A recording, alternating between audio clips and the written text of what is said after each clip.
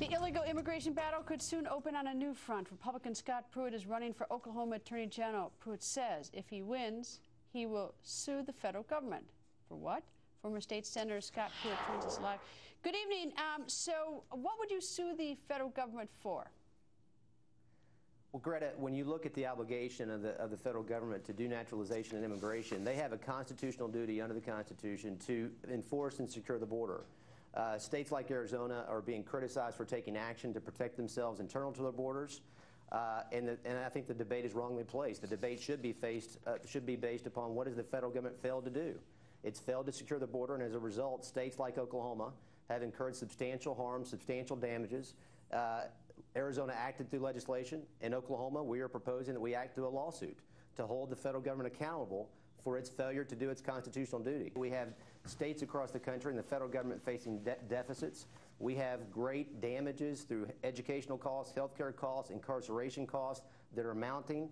The states are seeking to do something about that, Greta, and the only way the states can take action is through legislation and through an action through a lawsuit with the federal court to say, or through the federal courts to say to the federal government that you should enforce the borders.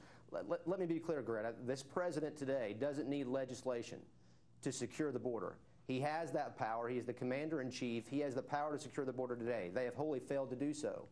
And the state of Oklahoma has to take action to protect itself against that type of harm. What kind of harm does your state face? How does, in sort of a real day-to-day basis, how does the illegal immigration affect Oklahoma?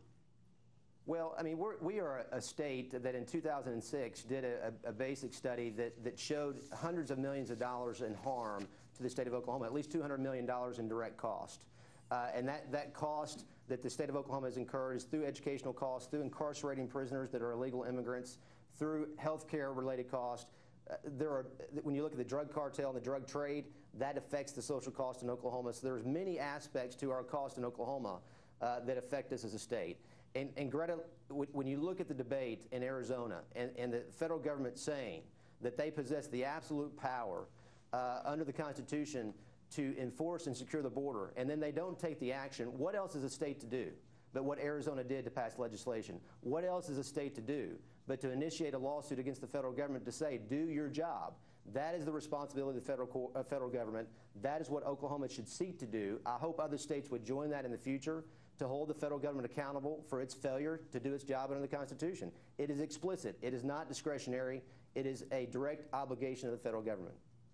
Well, I think that probably the federal government may be getting closer, getting a wake-up call in terms of the states getting more and more upset about that, especially with all these horrible deficits that the states are facing, and the states are scrambling to try to make ends meet and deal with all sorts of problems associated with illegal, not legal, but illegal immigration. So maybe the federal government and Congress will take a look at this one, because I think the people are getting madder and madder about this one. Scott, thank you. Thank you, Greta. I appreciate it.